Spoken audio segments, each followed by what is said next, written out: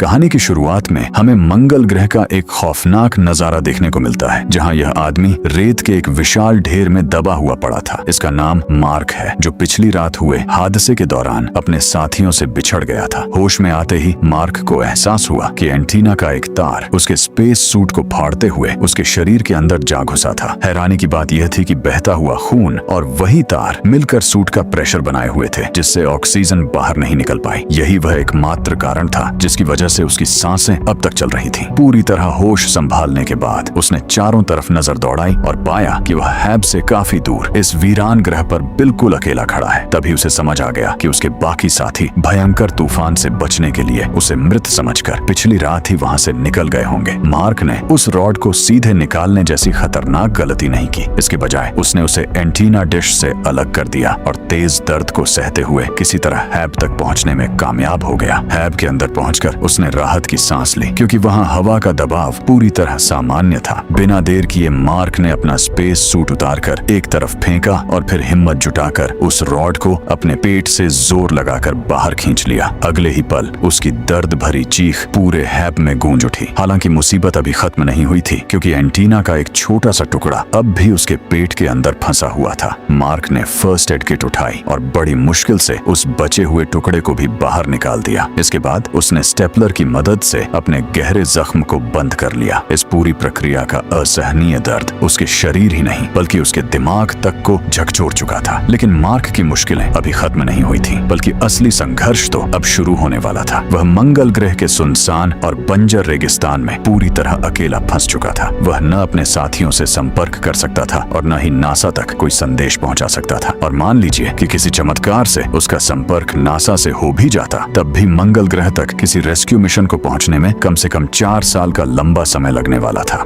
दरअसल मार्क इस ग्रह पर अपनी टीम के साथ एक रिसर्च मिशन के लिए आया था। ये सभी एस्ट्रोनॉट्स मिट्टी के नमूने इकट्ठा करने में व्यस्त थे कि तभी उन्हें एक चेतावनी संदेश मिला। एक बेहद खतरनाक तूफान तेजी से उनकी लोकेशन की ओर बढ़ रहा था। यह खबर मिलते ही जॉनसन ने तुरंत कमांडर और पूरी टीम को हैब के अंदर बुला लिया। वहां पहुंचने पर उन्हें पता चला कि यह तूफान 86,000 न्यूटन की ताकत के साथ उनके MIV से टकराने वाला है। MIV यानी मार्स एसेंट व्हीकल वह खास रॉकेट होता है जो एस्ट्रोनॉट्स को मंगल की सतह से उड़ाकर उसकी ऑर्बिट में मौजूद स्पेसशिप तक पहुंचाता है। लेकिन इस मिशन की सबसे बड़ी शर्त यह थी कि MIV का सीधा खड़ा रहना जरूरी था। अगर यह भीषण तूफान उसे गिरा देता तो पूरी टीम मंगल ग्रह पर हमेशा के लिए फंस जाती। स्थिति की गंभीरता को देखते हुए कमांडर ने बिना समय गवाए मिशन को रद्द करने का फैसला कर लिया। इसके बाद वह पूरी टीम को अपने पीछे लेकर MIV की तरफ बढ़ने लगी। जैसे ही कमांडर ने हैब का एयरलॉक खोला, उसी पल तूफानी हवाओं का एक जबरदस्त झोंका अंदर घुस आया और सभी का संतुलन बिगड़ गया। फिर भी उन्होंने हिम्मत नहीं हारी और किसी तरह खुद को संभालते हुए टीम को आगे बढ़ाती रहीं। पांचों एस्ट्रोनॉट्स अभी मुश्किल से आधा रास्ता ही तय कर पाए थे कि तभी हैब का टूटा हुआ एंटीना तेज रफ्तार से उड़ता हुआ आया और मार्क वॉटनी से आकर टकरा गया। टक्कर इतनी भयानक थी कि मार्क एक तिनके की तरह हवा में उछल गया और देखते ही देखते उस प्रचंड तूफान के बीच कहीं गायब हो गया। उस भयानक तूफान में वे केवल अपने सिग्नल के सहारे ही एक दूसरे से जुड़े हुए थे, जबकि मार्क के साथ उनका संपर्क पूरी तरह टूट चुका था। दूसरी तरफ MIV लगातार तेज हवाओं के दबाव में झुकता जा रहा था। कमांडर अच्छी तरह जानती थी कि एक इंसान को बचाने की कोशिश में पूरी टीम की जान खतरे में नहीं डाली जा सकती। इसी बीच बेक ने भारी मन से यह निष्कर्ष निकाला कि बिना ऑक्सीजन के मार्क अब तक शायद जीवित नहीं बचा होगा। यह सुनकर कमांडर की आंखें भी नम हो गईं। आखिरकार वह मजबूरी में वापस MIV पर लौट आई। MIV के पूरी तरह गिरने से पहले ही उसने उसे लॉन्च करने का आदेश दे दिया। कुछ ही क्षणों बाद रॉकेट मंगल की सतह से उड़ान भर चुका था और पूरी टीम अपने दिलों में मार्क को खो देने का दर्द लिए पृथ्वी की ओर रवाना हो गई। अब तक मार्क जिस हैब को अपनी आखिरी उम्मीद समझ रहा था, वह भी पूरी तरह सुरक्षित नहीं था। उसे सिर्फ 31 दिनों तक काम करने के लिए बनाया गया था। अगर उससे पहले ऑक्सीजन जनरेटर ने काम करना बंद कर दिया तो मार्क का दम घुट जाएगा। अगर वाटर रिक्लेमर यानी गंदे पानी को दोबारा इस्तेमाल लायक बनाने वाली मशीन खराब हो गई तो उसकी मौत प्यास से हो जाएगी। और अगर किसी तरह ये दोनों सिस्टम चलते भी रहे, तब भी उसके पास इतना राशन नहीं था कि वह अगले 4 साल तक मंगल ग्रह पर जिंदा रह सके।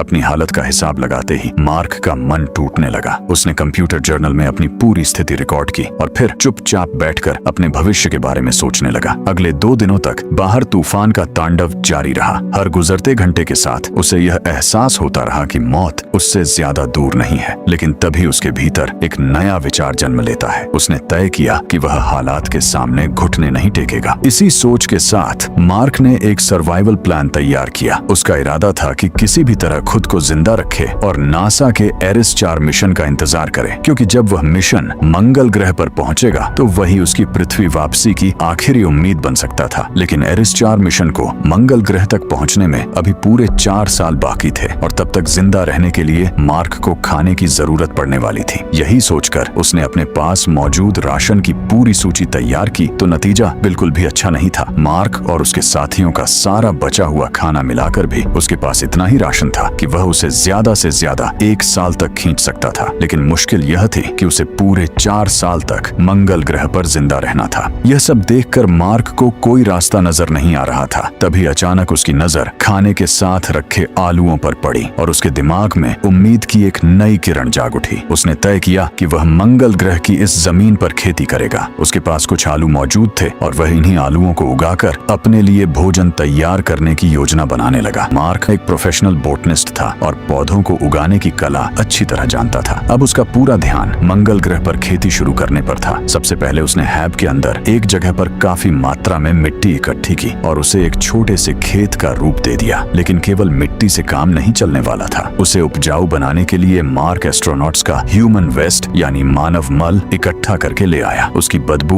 बेहद असहनीय थी, लेकिन मार्क के पास कोई दूसरा विकल्प नहीं था। उसने उसी से खाद तैयार की और मिट्टी में मिला दी। इसके बाद उसने आलूओं को 2 हिस्सों में काटा और उस जमीन में सावधानी से बो दिया। लेकिन खेती का सबसे अहम हिस्सा अभी बाकी था। अब उसे किसी तरह पानी का इंतजाम करना था। अच्छी बात यह थी कि मार्क को पता था कि पानी बनाया कैसे जाता है। हाइड्रोजन और ऑक्सीजन को मिलाकर पानी तैयार किया जा सकता है और सौभाग्य से इस काम के लिए जरूरी सभी उपकरण उसके पास मौजूद थे। उसने तुरंत इस योजना पर काम शुरू कर दिया। लेकिन पहली कोशिश उम्मीद के मुताबिक नहीं रही। जैसे ही उसने हाइड्रोजन में ऑक्सीजन मिलाई, एक जोरदार विस्फोट हो गया। इसकी वजह यह थी कि उसने कमरे में मौजूद अतिरिक्त ऑक्सीजन की मात्रा का सही हिसाब नहीं लगाया था, जो उसकी सांसों से लगातार बढ़ रही थी। अगली बार उसने दोनों गैसों को सही अनुपात में मिलाया और इस बार उसका प्रयोग सफल हो गया। धीरे धीरे वहां पानी बनना शुरू हो गया। दरअसल इस प्रक्रिया के दौरान जलवाष्प बनती है जो ठंडी होकर छोटी छोटी पानी की बूंदों में बदल जाती है। इसी तरह मार्क अपनी मिट्टी के लिए जरूरी पानी तैयार करने में कामयाब हो गया। फिर वह बेसब्री से अपने लगाए हुए आलूओं का इंतजार करने लगा। कुछ दिनों बाद उसकी मेहनत रंग लाई और मिट्टी से एक नन्हा सा पौधा बाहर निकला। उसे देखते ही मार्क के चेहरे पर मुस्कान लौट आई, क्योंकि वह छोटा सा पौधा उसके लिए उम्मीद की एक नई किरण था। वहीं दूसरी तरफ पृथ्वी पर नासा ने आधिकारिक रूप से घोषणा कर दी कि मार्क वॉटनी अब इस दुनिया में नहीं रहे। यहाँ तक कि उसका अंतिम संस्कार भी कर दिया गया। इसके अगले दिन नासा में विंसेंट को दिखाया जाता है। वह सीधे डायरेक्टर टैडी के पास पहुंचते हैं और उनसे अनुरोध करते हैं कि एक सैटेलाइट का रुख एरिस 3 मिशन वाली लोकेशन की तरफ मोड़ दिया जाए। लेकिन टैडी इस प्रस्ताव को तुरंत खारिज कर देते हैं। उनका मानना था कि अगर सैटेलाइट ने मार्क की लाश की तस्वीरें कैद कर ली तो वह दृश्य पूरी दुनिया के सामने आ सकता है। इससे नासा की छवि को नुकसान पहुंच सकता था और भविष्य के मिशनों के लिए फंड जुटाना भी मुश्किल हो सकता था। लेकिन विंसेंट इतनी आसानी से पीछे हटने वाले नहीं थे। उन्होंने एरिस 3 मिशन एरिया के कोऑर्डिनेट्स मिंडी पार्क को भेज दिए, जो एक बेहद प्रतिभाशाली सैटेलाइट एक्सपर्ट थी। जब मिंडी ने सैटेलाइट कैमरे को उन कोऑर्डिनेट्स की तरफ घुमाया तो वह हैरान रह गई। उसने देखा कि मिशन के कई उपकरण अपनी पुरानी जगह पर नहीं थे, बल्कि उन्हें कहीं और ले जाया गया था। इतना ही नहीं, रोवर भी अपनी निर्धारित जगह से गायब था। यह देखकर मिंडी को तुरंत समझ आ गया कि यह सब अपने आप नहीं हो सकता। इसका सिर्फ एक ही मतलब था, मार्क वॉटनी अभी भी जिंदा था। वह बिना देर किए विंसेंट को बुलाती है और उन्हें सारी जानकारी दिखाती है। यह खबर सुनते ही विंसेंट तुरंत नासा के डायरेक्टर टैडी सैंडर्स को भी इस चौंकाने वाली सच्चाई से अवगत करा देते हैं। डायरेक्टर टैडी पहले इस बात को यह कहकर टालने की कोशिश करते हैं कि शायद यह सब उस भयंकर तूफान की वजह से हुआ होगा, लेकिन विंसेंट उन्हें बताता है कि सोलर पैनल्स को भी साफ किया गया है। यह सुनते ही टैडी समझ जाते हैं कि ऐसा काम कोई तूफान नहीं कर सकता। अब उन्हें भी यकीन हो जाता है कि मार्क वॉटनी मरा नहीं है, बल्कि अभी भी मंगल ग्रह पर जिंदा है। लेकिन यह खबर उन्हें एक नई परेशानी में डाल देती है। मार्क की मौत की खबर पहले ही पूरी दुनिया में फैल चुकी थी और उसका अंतिम संस्कार भी किया जा चुका था। कुछ देर चर्चा करने के बाद सभी लोग यह फैसला करते हैं कि सच को ज्यादा समय तक छिपाया नहीं जा सकता, इसलिए इसलिए मार्क के जिंदा होने की खबर मीडिया को बता दी जाएगी। लेकिन हरमीस में पृथ्वी की तरफ लौट रहे बाकी क्रू मेंबर्स को इस बारे में कुछ नहीं बताया जाएगा। नासा नहीं चाहता था कि यह खबर सुनकर वे दुखी हों कि उन्होंने मार्क को मंगल ग्रह पर मरने के लिए अकेला छोड़ दिया था। उधर मार्क को मंगल ग्रह पर फंसे हुए 70 दिन बीत चुके थे। इस दौरान उसने किसी तरह खाने और पानी का इंतजाम तो कर लिया था, लेकिन अब उसके सामने सबसे बड़ा सवाल मंगल ग्रह से बाहर निकलने का था। मार्क अच्छी तरह जानता था कि नासा का अगला एरिस 4 मिशन ठीक 4 साल बाद शियापारेली क्रेटर पर उतरने वाला है। लेकिन मुश्किल यह थी कि वह जगह उसकी मौजूदा लोकेशन से लगभग 3200 किलोमीटर दूर थी। मार्क ने हिसाब लगाया कि वहां तक पहुंचने में उसे लगभग 50 दिन लगेंगे। यह सोचते ही उसने बिना देर किए अपनी तैयारियां शुरू कर दी। उसके पास एक रोवर था जो अब चलने की हालत में नहीं बचा था, लेकिन मार्क ने अपनी वैज्ञानिक समझ का इस्तेमाल किया। उसने खराब पड़े रोवर के काम आने वाले पार्ट्स निकालकर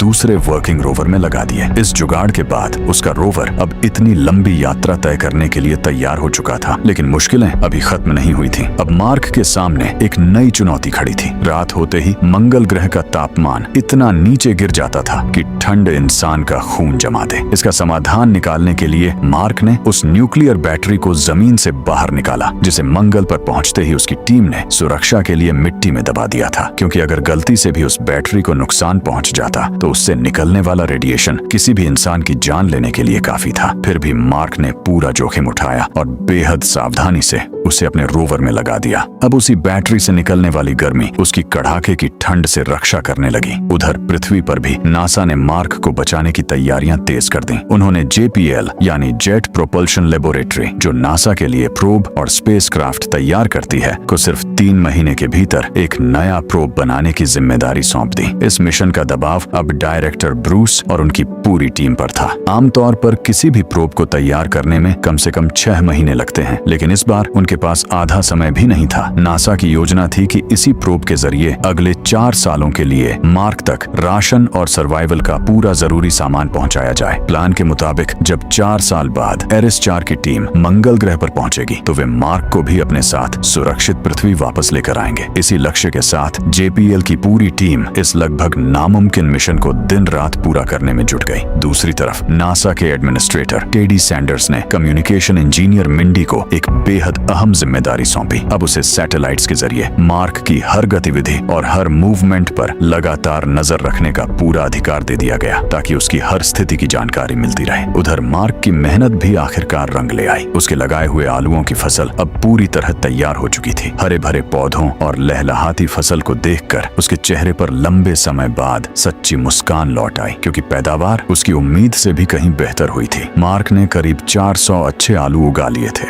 उसने समझदारी दिखाते हुए बड़े आलुओं को खाने के लिए अलग रख दिया, जबकि छोटे आलुओं को दोबारा उगाने के लिए फिर से मिट्टी में बो दिया। अपनी इस शानदार योजना की बदौलत उसने मंगल जैसे बंजर ग्रह पर भी खाने का लगभग स्थायी इंतजाम कर लिया था। अब कम से कम मार्क को भूख से मरने का डर नहीं रहा था, लेकिन वह अच्छी तरह जानता था कि जब तक नासा से सीधे संपर्क करने का कोई तरीका नहीं मिल जाता, तब तक उसकी सारी मेहनत किसी भी पल बेकार हो सकती थी। फिर भी मार्क ने उम्मीद का साथ नहीं छोड़ा। उसने हर संभावना पर सोच विचार किया और आखिरकार उसे एक ऐसा रास्ता नजर आ ही गया जो शायद उसकी जिंदगी बदल सकता था। बिना एक पल गंवाए वह तुरंत अपने रोवर में सवार हुआ और उस अनजान मंजिल की ओर निकल पड़ा, जहां उसकी आखिरी उम्मीद उसका इंतजार कर रही थी। उधर पृथ्वी पर सैटेलाइट के जरिए मार्क की हर गतिविधि पर नजर रख रहे मिंडी और विंसेंट को ये समझ नहीं आ रहा था कि मार्क अपनी सुरक्षित जगह छोड़कर आखिर किस दिशा में जा रहा है और उसके दिमाग में क्या योजना चल रही है। पिछले 13 दिनों से वह लगातार एक अनजान मंजिल की ओर बढ़ता जा रहा था। सभी उसकी हर मूवमेंट पर नजर बनाए हुए थे, लेकिन किसी को भी यह अंदाजा नहीं था कि आखिर मार्क का अगला कदम क्या होने वाला है। लेकिन तभी विंसेंट के दिमाग में एकदम से एक बात कौंधी। जैसे ही उसने मैप पर मार्क के पूरे रूट को ट्रैक किया, उसका प्लान साफ हो गया। मार्क दरअसल सीधे पाथफाइंडर लैंडर की तरफ बढ़ रहा था। यह वही लैंडर था जिसे नासा ने 1997 में मंगल ग्रह के एरिस वेलिस क्षेत्र में उतारा था। उसका मिशन मंगल की मिट्टी, वहां की चुंबकीय विशेषताओं और वातावरण से जुड़ी अहम जानकारियां इकट्ठा करके पृथ्वी तक पहुंचाना था। लेकिन कुछ महीनों बाद उसकी बैटरी पूरी तरह खत्म हो गई और नासा का उससे हमेशा के लिए संपर्क टूट गया। तब से वह लैंडर मंगल की धूल में कहीं खामोश पड़ा था और अब मार्क उसी को अपनी आखिरी उम्मीद मानकर उसकी तलाश में निकल पड़ा था। विंसेंट का अंदाजा बिल्कुल सही साबित हुआ। काफी तलाश के बाद मार्क ने रेत में दबे उस पाथफाइंडर को ढूंढ निकाला और उसे अपने हैब तक ले आया। लेकिन संपर्क तभी हो सकता था जब पृथ्वी पर भी उसके जैसा ही पाथफाइंडर मॉडल मौजूद हो। यह बात समझते ही विंसेंट तुरंत कैलिफोर्निया स्थित JPL पहुंच गया, जहां उस मिशन का दूसरा मॉडल आज भी सुरक्षित रखा हुआ था। उसने उन रिटायर वैज्ञानिकों को भी वापस बुलाया जिन्होंने 1997 में इस मिशन पर काम किया था। अब दोनों तरफ से उस पुराने सिस्टम को फिर से जिंदा करने की कोशिश शुरू हो गई। उधर मार्क ने पाथफाइंडर की खत्म हो चुकी बैटरी निकाल दी और उसे अपने हैब के पावर सोर्स से जोड़ दिया। किस्मत ने भी उसका साथ दिया और वर्षों से बंद पड़ा पाथफाइंडर दोबारा चालू हो गया। जैसे ही मार्क ने उसका एंटीना पृथ्वी की दिशा में घुमाया, JPL में रखे दूसरे मॉडल को तुरंत उसका सिग्नल मिल गया। यह नजारा देखकर कपूर की खुशी का कोई ठिकाना नहीं रहा। हालांकि पाथफाइंडर का कंट्रोल अब JPL के टेक्नीशियन टिम के हाथ में था। टिम ने बिना देर किए कमांड भेजी और पाथफाइंडर का कैमरा चालू कर दिया। कुछ ही पल बाद मंगल ग्रह पर मौजूद कैमरा भी एक्टिव हो गया। कैमरे को अपनी ओर घूमते देख मार्क तुरंत समझ गया कि कोई न कोई पृथ्वी से उससे संपर्क करने की कोशिश कर रहा था। उसने फौरन एक बोर्ड उठाया, उस पर लिखा, क्या किसी को मेरा सिग्नल मिल रहा है? फिर उसके नीचे एक तरफ हाँ और दूसरी तरफ ना लिखकर कैमरे के सामने खड़ा हो गया। जैसे ही विंसेंट और उसकी टीम ने यह सवाल देखा, उन्होंने तुरंत कैमरे को हाँ की तरफ घुमा दिया। कैमरे को अपनी तरफ झुकते देख मार्क की आंखों में खुशी साफ झलकने लगी। उसी पल उसे यकीन हो गया कि अब वह इस वीरान ग्रह पर बिल्कुल अकेला नहीं था। लेकिन मार्क का कोई भी सवाल पृथ्वी तक पहुंचने और वहां से कैमरे के जरिए उसका जवाब वापस मिलने में लगभग 1 घंटे का समय लग जाता था। इतना ही नहीं, शुरुआत में सिर्फ मार्क ही सवाल पूछ सकता था और वह भी केवल ऐसे सवाल जिनका जवाब हाँ या ना में दिया जा सके। तभी मार्क ने अपनी वैज्ञानिक समझ का इस्तेमाल किया। उसे याद था कि पाथफाइंडर का कैमरा पूरे 360 डिग्री तक घूम सकता है। उसने हेक्साडेसिमल नंबर सिस्टम का इस्तेमाल करने का फैसला किया क्योंकि इन नंबरों को ASCII कोड में बदलकर अक्षर और शब्द बनाए जा सकते थे। उधर विंसेंट और उसकी टीम ने भी यही तरीका अपनाया। उन्होंने पाथफाइंडर के चारों ओर हेक्साडेसिमल नंबर लगा दिए और इसी अनोखे सिस्टम की मदद से आखिरकार मार्क के साथ बातचीत शुरू कर दी। लेकिन यह तरीका बेहद धीमा था, इसीलिए नासा के वैज्ञानिकों ने मार्क को कुछ खास कोड भेजे। उनकी मदद से मार्क ने अपने रोवर को पाथफाइंडर से जोड़ दिया और अब वह सीधे टेक्स्ट मैसेज के जरिए पृथ्वी से बात कर सकता था। संपर्क आसान होते ही नासा ने उसे पहला संदेश भेजा कि उसका रेस्क्यू मिशन शुरू कर दिया गया है और सबसे पहले उसके लिए जरूरी सामान मंगल ग्रह पर भेजा जाएगा। यह खबर पढ़ते ही मार्क के चेहरे पर खुशी लौट आई। इसके बाद मार्क ने नासा से पूछा कि क्या उसकी टीम को उसके जिंदा होने की जानकारी है। नासा ने जवाब दिया नहीं। यह पढ़ते ही मार्क नाराज हो गया। तब नासा ने फैसला किया कि अब यह बात हर्मीज की पूरी टीम को बता दी जाएगी। जैसे ही यह खबर क्रू तक पहुंची, सभी लोग हैरान रह गए। उन्हें मार्क के जिंदा होने की बेहद खुशी हुई, लेकिन साथ ही उसे मंगल ग्रह पर अकेला छोड़ आने का पछतावा भी उनके दिल में फिर से ताजा हो गया। मार्क की आलू की फसल भी तेजी से बढ़ रही थी और ऐसा लग रहा था कि आखिरकार उसकी मेहनत सफल हो गई है। लेकिन फिर एक रात सब कुछ बदल गया। बार बार इस्तेमाल होने की वजह से हैब का एयरलॉक दबाव सह नहीं पाया और अचानक जोरदार धमाके के साथ फट गया। विस्फोट इतना तेज था कि मार्क दूर जाकर गिर पड़ा और उसके हेलमेट में भी छेद हो गया। उसने बिना घबराए तुरंत टेप से उस छेद को बंद किया और किसी तरह वापस हैब के अंदर पहुंच गया। लेकिन मंगल ग्रह की जानलेवा ठंड उसकी पूरी आलू की फसल और मिट्टी को पूरी तरह नष्ट कर चुकी थी। अब उस जमीन पर दोबारा खेती करना लगभग असंभव था। यह देखकर मार्क पूरी तरह टूट गया क्योंकि उसके पास बचा हुआ राशन अब सिर्फ करीब 100 दिनों तक ही चल सकता था। नासा ने मार्क तक जरूरी सामान पहुंचाने के लिए एक सप्लाई मिशन लॉन्च करने की तैयारी पूरी कर ली, लेकिन जल्दबाजी में तैयार किया गया वह रॉकेट उड़ान भरने के कुछ ही पलों बाद हवा में भीषण धमाके के साथ फट गया। इस हादसे के साथ ही मार्क की सबसे बड़ी उम्मीद भी टूटती नजर आने लगी। उसने कमांडर लुइस को एक भावुक संदेश भेजा कि अगर वह जिंदा वापस न लौट सके तो उसके माता पिता से कहना कि उनके बेटे की मौत किसी बेकार वजह से नहीं बल्कि एक बड़े और नेक मिशन के लिए हुई थी। उधर पृथ्वी पर मार्क का रेस्क्यू मिशन फेल होने की खबर देखकर चीन की स्पेस एजेंसी ने इंसानियत के नाते नासा को अपना बूस्टर रॉकेट देने का फैसला किया। इसी बीच नासा के एस्ट्रोडायनामिस्ट रिच पर्नेल ने एक नया प्लान दिया। इसके मुताबिक हर्मीज को पृथ्वी पर उतारने की बजाय उसकी ग्रेविटी ग्रेविटी का इस्तेमाल कर दोबारा मंगल की ओर भेजा जाना था। यह प्लान बेहद जोखिम भरा था। नासा के डायरेक्टर ने इस योजना को ठुकरा दिया, लेकिन मिशन डायरेक्टर मिच ने चुपके से इसे हर्मीस की टीम तक पहुंचा दिया। क्रू ने बिना हिचकिचाए अपने दोस्त मार्क को बचाने के लिए मिशन जारी रखने का फैसला किया। दूसरी तरफ मार्क 50 दिनों की कठिन यात्रा करके एरिस 4 के MAV तक पहुंच गया। ऑन ऑर्बिट तक पहुंचने के लिए नासा ने MAV का वजन कम कराया। मार्क ने खिड़कियां, कंट्रोल पैनल और नोज कोन तक निकाल दिए। आखिरकार उसने MAV लॉन्च किया, लेकिन लॉन्च के दौरान टार्प फट गया और वह बेहोश हो गया। MAV ऑर्बिट में तो पहुंच गया, लेकिन हर्मीस से करीब 68 किलोमीटर दूर था। दूरी कम करने के लिए लुइस ने एयरलॉक में छोटा सा विस्फोट कर स्पेसशिप की स्पीड एडजस्ट की। जब मार्क को होश आया तब भी वह हर्मीस से काफी दूर था। आखिर में उसने अपने स्पेस सूट के ग्लव में छोटा सा छेद करके निकलती हवा के दबाव से खुद को हर्मीस की तरफ धकेल दिया। लुइस रस्सी के सहारे उसकी ओर बढ़ी और आखिरकार मार्क को सुरक्षित स्पेसशिप के अंदर खींच लिया गया। मार्क के बचते ही नासा